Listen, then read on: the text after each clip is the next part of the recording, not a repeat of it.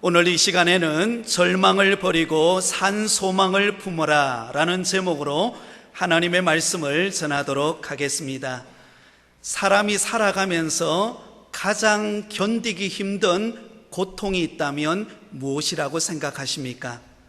그것은 바로 소망을 잃어버리는 것입니다. 내일에 대한 소망, 미래에 대한 희망이 없다면 어떨까요? 오늘을 사는 것이 그 삶 자체가 고통스럽고 무의미할 것입니다. 그로 인해서 결국은 절망의 구덩이에 빠져버리고 맙니다.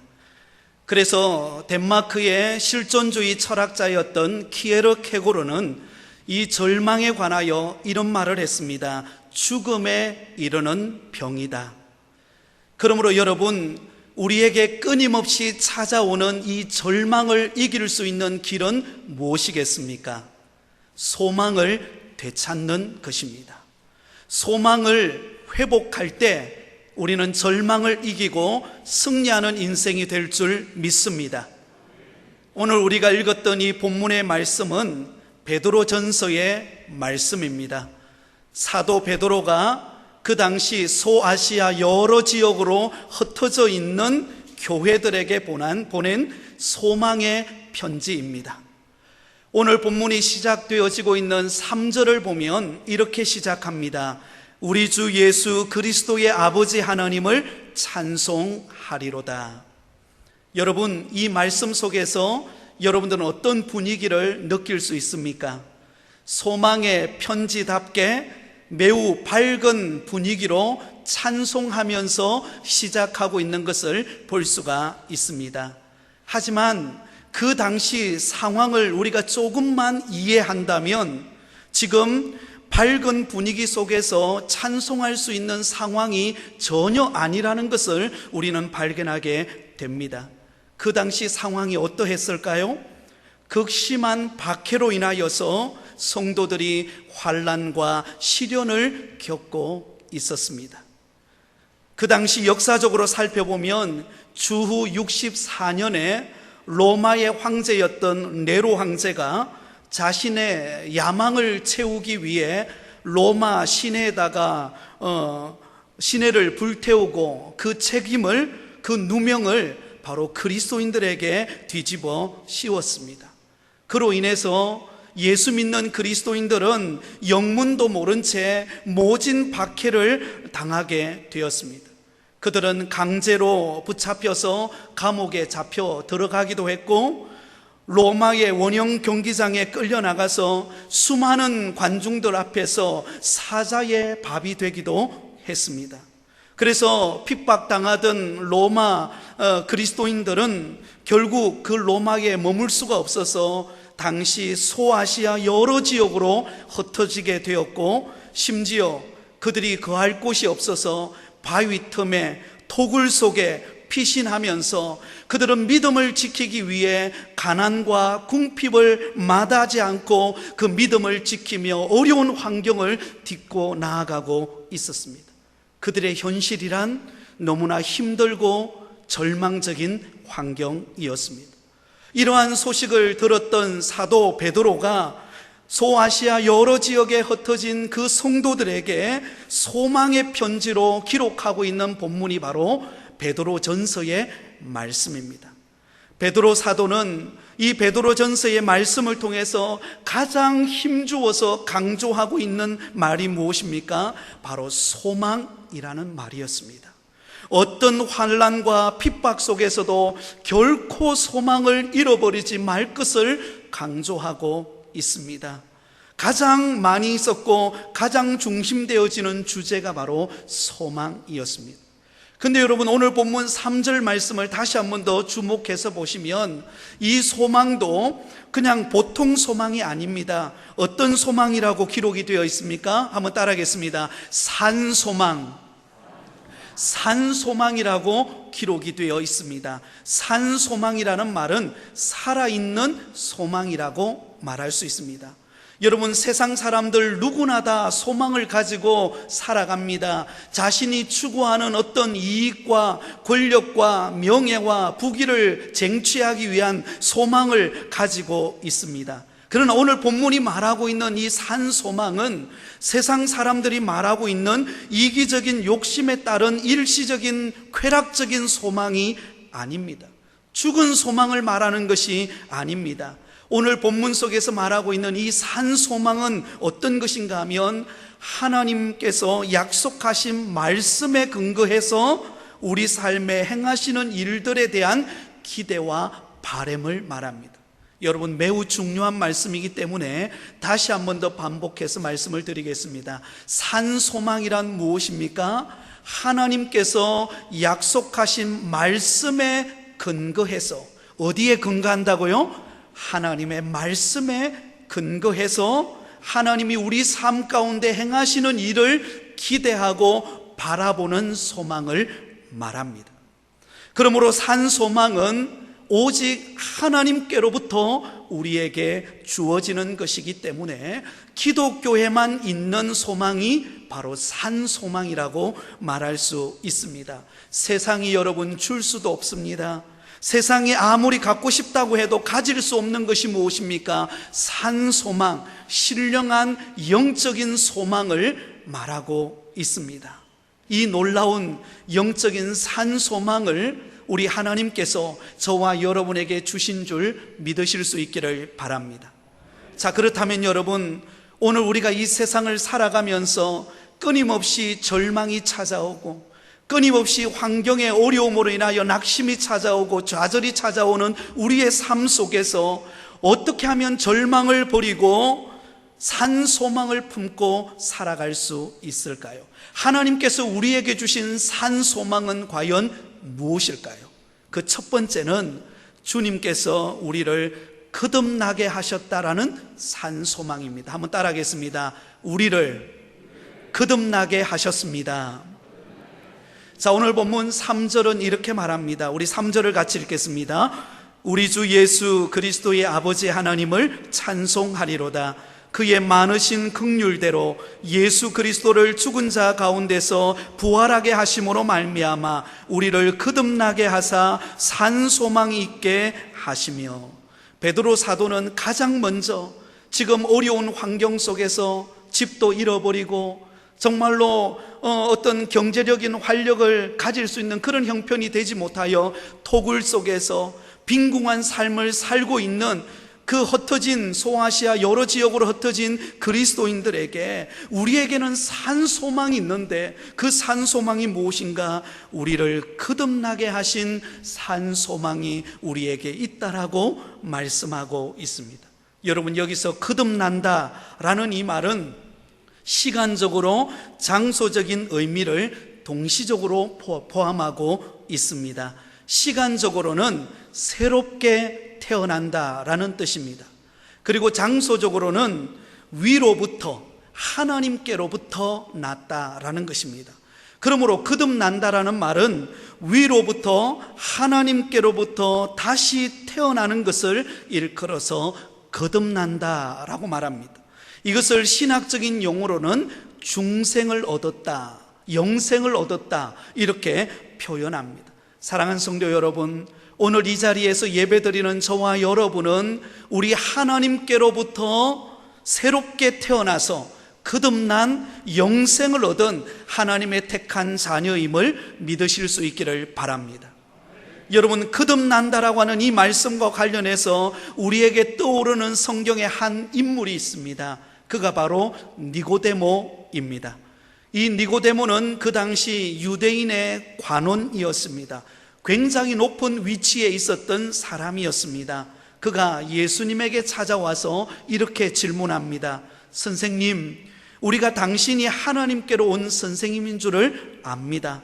하나님께서 당신과 함께 하지 않는다면 당신이 행하시는 이 표적을 아무나 행하실 수 없을 것입니다.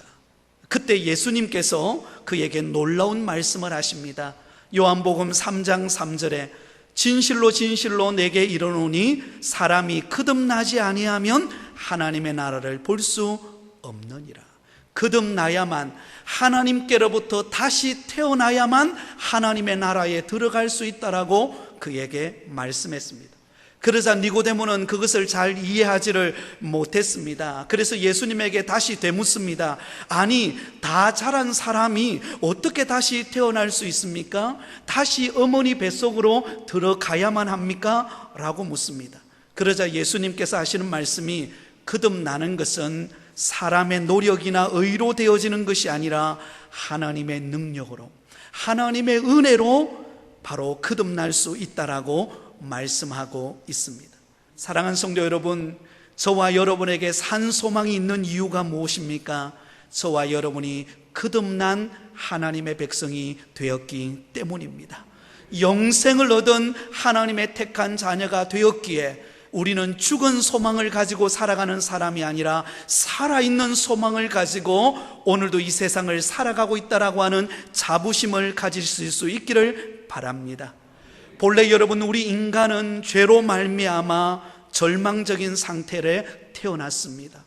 여러분, 우리가 아무리 이 땅에 태어나서 죄의 문제를 없애보려고 아무리 여러분 우리가 노력한다 할지라도 근본적인 우리 속에 가지고 나온 이 죄를 없앨 수가 없습니다. 절망의 덫에 걸려서 결국은 죄의 싹슨 사망으로 인하여 멸망의 길로, 죽음의 길로, 절망의 길로 갈 수밖에 없는 존재였습니다.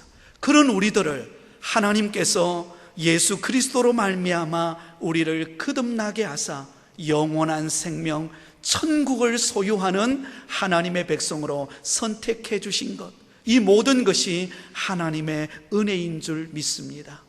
고린도후서 5장 17절에 그런즉 누구든지 그리스도 안에 있으면 새로운 피조물이라, 이전 것은 지나갔으니 보라 새 것이 되었도다. 사랑하는 여러분, 이전 것은 다 지나갔습니다. 예수 그리스도를 믿음으로 저와 여러분은 거듭난 하나님의 백성이 되어서 우리는 영원한 생명을 얻고 천국이 저와 여러분의 것임을 믿기를 바랍니다. 절망 속에 사는 우리의 인생이 더 이상 절망 가운데 사는 인생이 아니라 산 소망을 가지고 새로운 인생을 살아가는 삶으로 바뀌게 되었습니다. 그런데 저는 오늘 본문을 묵상하면서 놀라운 사실을 깨닫게 되었습니다. 그것은 우리 하나님께서 저와 여러분을 거듭나게 하시기 위하여 놀랍게도 성삼위 하나님께서 우리를 구원하시기 위하여, 우리를 거듭나게 하시기 위하여 성삼위 하나님께서 일하셨다라는 사실입니다. 우리가 일한 게 아니라 바로 영광스러운 성삼위 하나님께서 우리를 거듭나게 하시기 위하여 일하셨다라는 사실입니다. 3절 중반절에 보면 성부 하나님께서는 어떻게 일하셨습니까? 그의 많으신 긍휼대로 행하셨다, 그렇게 말씀을 하고 있습니다. 긍휼이라고 하는 단어를 쓰고 있습니다. 이 긍휼이라고 하는 단어는 단순히 동정하는 차원의 말씀이 아니라 실제적으로 절망 가운데 있는 우리 인생을 도우시기 위해서 직접 손을 내미시는 것을 말합니다. 사랑하는 여러분, 우리 모든 인간은 죄로 말미암아 절망의 자리, 죽음의 자리, 멸망의 자리로 가는 존재로 밖에 되지를 않았습니다.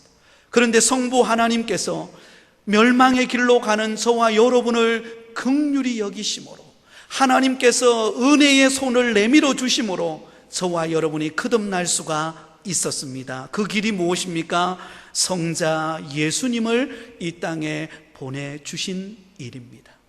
사랑하는 여러분, 우리 하나님께서 저와 여러분을 긍휼히 여기심으로 독생자 예수 그리스도를 이 땅에 보내셨다라는 사실을 기억하실 수 있기를 바랍니다.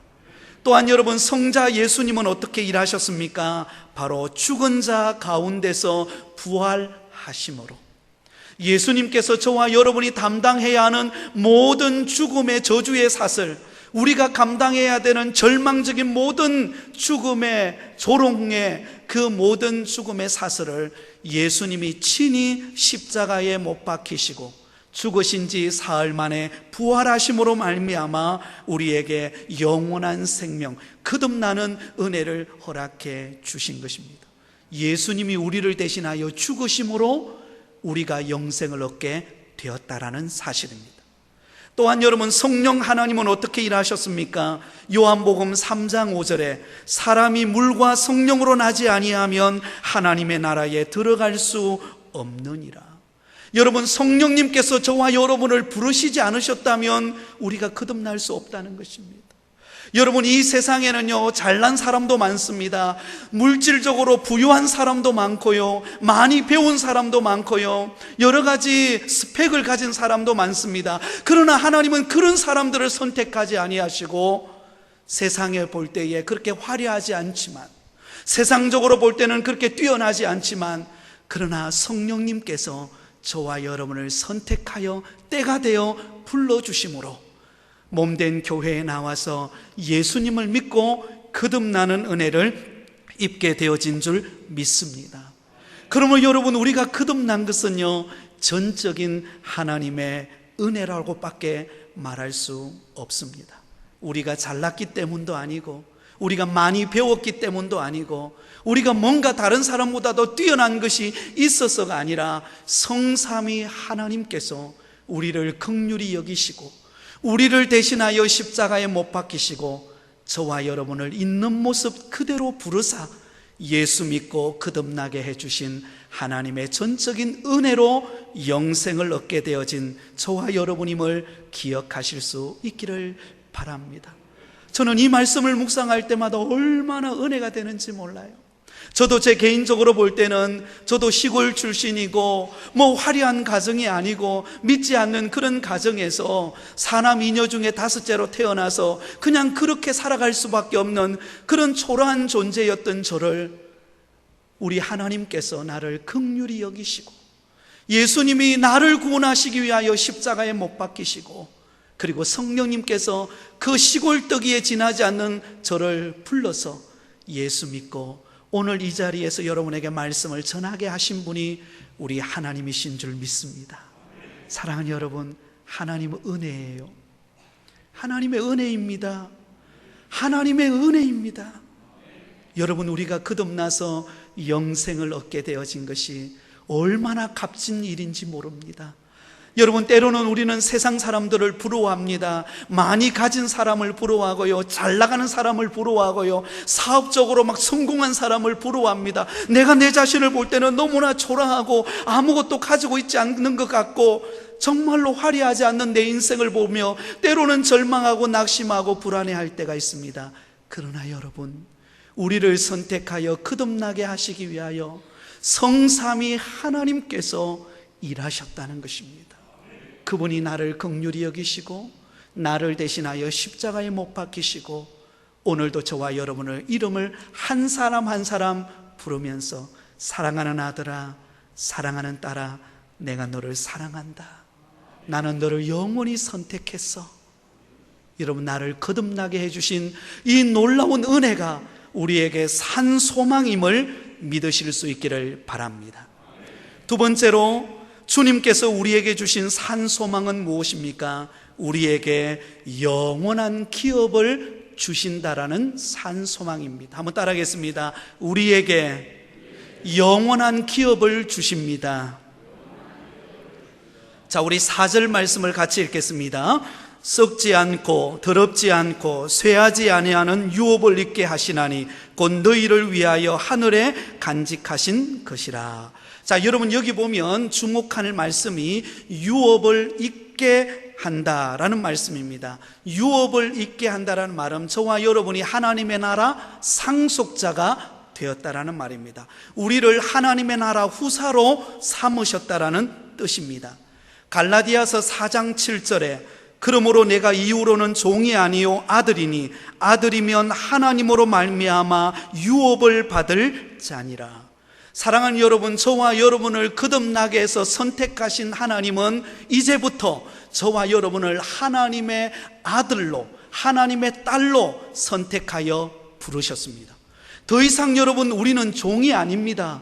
더 이상 저와 여러분은 어떤 세상적으로 볼 때는 뭐 많이 가지고 있지 않아도 그러나 하나님이 저와 여러분을 선택하신 하나님의 자녀입니다.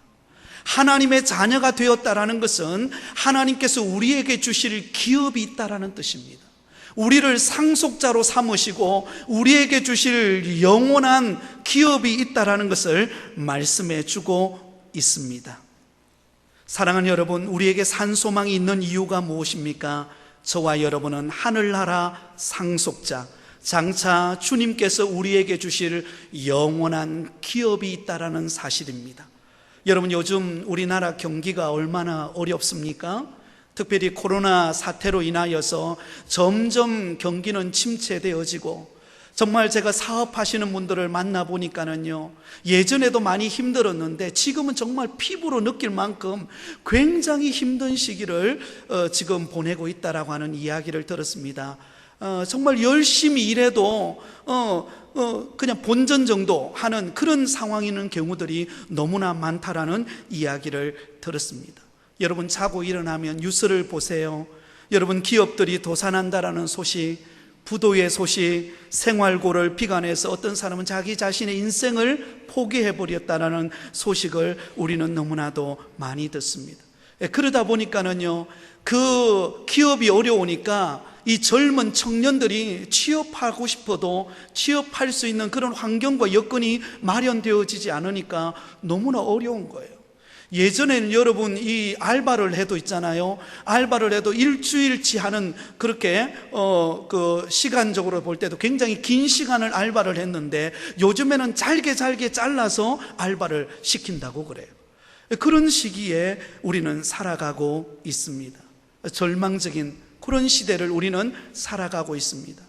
오늘 본문에 등장하고 있는 이 소아시아에 흩어진 그리스도인들, 여러분, 그들이 로마에 살 때에 그들이 믿음이 아니었다면 그들은 핍박받을 일도 없고요, 그들이 믿음을 지키는 것 아니었다면 사자의 밥이 되지도 않고 그들은 떵떵거리며 세상적으로 잘 나갈 수도 있었을 것입니다. 그런데 믿음을 지키려고 하니, 하나님을 믿고 믿음으로 살려고 하니 그들은 핍박을 당하게 되었고 순교의 자리에 다다르게 되었고, 그들은 그 정든 땅을 떠나서 타지에, 타국에 가서 토굴 속에서, 때로는 어려운 환경 속에서 모진 고난과 수모를 겪으면서 그들은 믿음을 지키면서 그 어려운 환경을 딛고 이겨내야만 했습니다. 그러니 얼마나 절망적인 상황이었겠습니까? 그러니 미래가 보이지 않는 그런 현실을 살아간다는 것이 얼마나 답답했겠습니까? 그런데 여러분, 그런 소아시아 지역으로 흩어진 그리스도인들을 향하여 사도 베드로는 오늘 이렇게 말합니다. 우리에게 영원한 기업이 있다라고. 히브리서 10장 34절에 너희가 갇힌 자를 동정하고 너희 소유를 빼앗기는 것도 기쁘게 당한 것은 더 낫고 영구한 소유가 있는 줄 알미라. 지금 가진 것이 빼앗겨버리고, 믿음을 지키는 것 때문에 집을 빼앗겨버리고, 직장을 빼앗겨버리고, 환경의 고난과 시련 앞에서 정말로 이제는 하루를 어떻게 살아가야 될지 막막한 그런 현실 앞에 놓여있는 그들을 향하여서 우리 주님께서 소망의 메시지를 들려줍니다. 더 낫고 영구한 소유가 있는 줄 알미라.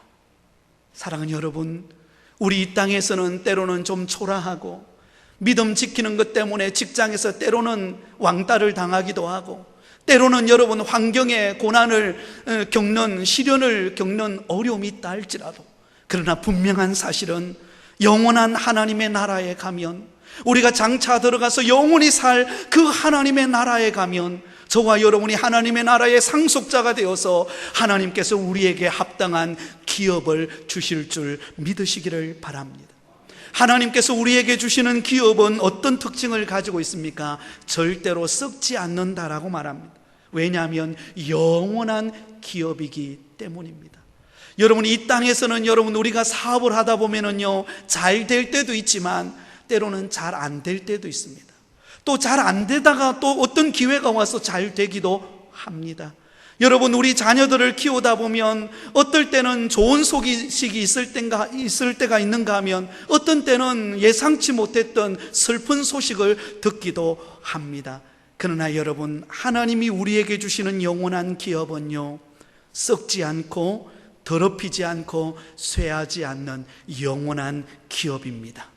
그 영원한 기업을 하나님은 예비하고 계십니다. 그러므로 천국에 우리에게 주실 그 영원한 기업을 바라보면서 오늘 우리에게 주어진 암담한 현실 속에서 믿음을 잃지 말고 주님을 바라보며 당당하게 걸어가는 소망의 끈을 잃지 않는 믿음의 성도가 되시기를 예수님의 이름으로 축원드립니다. 여러분, 마라톤을 하는 사람들을 보셨을 것입니다. 마라톤 하는 그 사람들이 얼마나 인내하며 달려갑니까? 그러나 그 마라톤 하는 사람들은 목표가 있는 거예요. 결국은 그 마지막 목표 지점에 도달했을 때에 그 영광스러운 면류관을 머리에 씌워줄 그 날을 바라보면서 때로는 먹을 것 제대로 먹지 못하고 때로는 입을 것 제대로 입지 못하면서 그 고난과 수모의 그 시련을 이겨나갑니다. 그리고는 마지막에 승리의 꼬린 지점에 도착했을 때 정말로 영광스러운 면류관이 준비되어 있는 것처럼 이 험한 세상, 나그네와 같은 우리의 인생의 길에서 수없이 다가오는 고난과 시련과 위기가 있을 때 우리는 절망할 수밖에 없는 여러 가지 환경이 주어질 때, 그러나 우리에게는 장차 들어가서 하나님이 우리에게 씌워줄 영광의 면류관이 있는 그날을 기대하면서 오늘을 이겨내는 믿음의 성도가 되실 수 있기를 예수님의 이름으로 축원드립니다. 자, 그러면 오늘 이 말씀을 들을 때 여러분 이런 생각을 가질 것입니다. 목사님, 우리가 하나님의 은혜로 거듭난 것도 알고, 그리고 장차 우리가 천국에 들어가서 하나님이 우리에게 주실 영원한 기업도 알고 있는데, 근데 지금 나의 현실은 어려운데요, 어떻게 하면 좋겠습니까? 아마 현실에 대한 고민을 여러분들은 다 안고 있을 것입니다. 이 우리의 현실의 고민을 너무나 잘 알고 있는 사도 베드로는 마지막으로 우리에게 산소망이 있음을 말해줍니다. 세 번째, 우리에게 있는 산소망이 무엇입니까? 우리를 능력으로 보호하시는 산소망이 있다는 것입니다. 한번 따라하겠습니다. 우리를 능력으로 보호하십니다. 사랑하는 여러분, 우리가 영생을 얻고 그리고 장차 우리가 천국에 갔을 때 하나님이 우리에게 영원한 기업을 주시는 분으로만 머무시지 않습니다. 그 하나님은 오늘 삶의 고난과 시련과 때로는 절망적인 환경 속에 놓여 있는 우리들에게 능력을 베푸사 우리를 보호하시고 승리케 하시는 분이 우리 하나님이십니다. 그런 의미로 오늘 마지막으로 5절 말씀을 우리가 힘있게 같이 한번 읽겠습니다. 시작. 너희는 말세에 나타내기로 예비하신 구원을 얻기 위하여 믿음으로 말미암아 하나님의 능력으로 보호하심을 받았느니라. 할렐루야. 믿음으로 말미암아 하나님의 능력으로 보호하심을 받았다는 것입니다. 사랑하는 여러분, 지난 한 주간을 여러분 세상에 어떻게 사셨습니까? 험한 인생을 살면서 때로는 절망하고 낙심하고 때로는 외로움을 느끼고 때로는 정말로 내가 사는 인생의 의미를 잃어버리고 사실지 모르겠습니다. 그러나 여러분, 분명한 사실은 그 모든 환경 속에서도 하나님은 여러분들을 보호하셨다라는 사실입니다. 우리에게 다가오는 수많은 시련과 고난과 위기가 우리 앞에 있지만, 그러나 여러분, 분명한 사실은 그 시련과 고난 속에서 우리 주님이 저와 여러분과 함께 하시면서 그 고난을 이겨낼 수 있도록, 그 시련을 딛고 갈 수 있도록 우리 주님께서 우리를 지키시고 보호하시고 함께 하십니다. 그래서 여러분, 베드로는 이렇게 말합니다. 6절과 7절에 그러므로 너희가 이제 여러 가지 시험으로 말미암아 잠깐 근심하게 되지 않을 수 없으나 오히려 크게 기뻐하는도다. 너희 믿음의 확실함은 불로 연단하여도 없어질 금보다 더 귀하여 예수 그리스도께서 나타내실 때에 칭찬과 영광과 존귀를 얻게 할 것이니라. 아멘. 여기 보면은요, 6절에 보면 여러 가지 시험이 우리에게 있을까요, 없을까요? 있다라고 말합니다. 여러분, 우리에게는요 시험이 있습니다. 사업에 어려움이 찾아오고요, 환경의 위기를 만나고 자녀들에게 예상치 못했던 일들이 우리에게 발생한다라는 것입니다. 그런데 그 현상만 바라보면 우리는 절망할 수밖에 없어요. 그런데 하나님은 그 다음을 말씀합니다. 우리에게 시련이 있으나 그 시련을 통하여 하나님은 우리를 연단시킵니다. 그러므로 여러분, 우리에게 지금 시련이 찾아왔다는 것은, 어려움이 찾아왔다는 것은 변장된 축복과 같은 것입니다. 왜냐하면 그 시련과 어려움을 통하여 나의 믿음을 연단시키시고 나의 축복의 그릇을 준비시키시고 나로 하여금 더욱더 하나님을 의지하게 만드는 기회가 되게 하시기 때문에 그렇습니다. 그래서 우리를 불로 연단시켜 놓고 난 다음에 하나님은 상상할 수 없는 하늘의 신령한 복으로 우리에게 채워주시는 역사가 있는 줄 믿으시기 바랍니다. 여러분, 구약 성경에 보면 가장 고난을 많이 겪었던 인물하면 누구를 떠올립니까? 욥을 떠오를 것입니다. 욥은 믿음의 사람이었습니다. 동방 사람들 가운데서도 가장 믿음이 있었던 사람이었습니다. 하나님이 인정할 만한 믿음의 사람이었습니다. 그런데 어느 날 사탄이 시험합니다. 하루아침에 그가 가지고 있었던 모든 재산과 사업의 기업을 다 빼앗아가 버렸습니다. 그렇게 사랑하는 자녀들이 한순간을 다 잃어버렸습니다. 온몸에는 악창이 들어서 기왓장으로 온몸을 박박 긁으면서 하루하루를 힘겹게 연명해 나가야 했습니다. 그의 아내마저, 그의 친구마저 그를 조롱하고 정죄했습니다. 그런데 여러분, 욥은 끝까지 하나님을 신뢰했습니다. 하나님이 나를 보호하고 있다. 하나님이 나를 지켜보신다. 그러므로 인하여서 욥은 무엇을 깨달았습니까? 이전에는 귀로만 듣던 하나님, 이전에는 성경 속에만 머물던 하나님, 이제는 내가 친히 체험하고 내가 눈으로 보고 날마다 체험하는 하나님으로 바뀌게 되었던 것입니다. 그러자 욥의 결국은요, 하나님께서 갑절의 복을 허락해 주시는 것을 볼 수 있습니다. 사랑하는 여러분, 오늘 우리에게 다가온 시련과 고난은 변장된 축복입니다. 하나님께서 우리에게 시련을 통하여 우리를 연단하실 것입니다. 믿음을 보실 것입니다. 그러므로 우리가 낙심하고 좌절하고 주저앉는 게 아니라, 주님, 내 힘으로 할 수 없습니다. 주님 도와주십시오. 주님, 내게 능력을 주십시오. 이 위기를 어떻게 극복해 가야 될지, 어떻게 이 문제를 풀어가야 될지 하나님 알게 해 주십시오. 그렇게 믿음으로 기도하고 믿음으로 달려가시면 하나님께서 때가 되어서 우리에게 차고 넘치는 복으로 채워주실 줄 믿으시기를 바랍니다. 이 놀라운 은혜를 경험했던 여러분, 다윗은 시편 23편에 이렇게 고백합니다. 여호와는 나의 목자시니 내가 부족함이 없으리로다. 사랑하는 여러분, 우리에게는 산 소망이 있습니다. 세상 사람들은 많이 가지고 많이 누리고 더 넓히고 그것이 소망이지만, 사랑하는 성도 여러분, 우리는 우리의 진정한 소망은 하나님의 나라에 있습니다.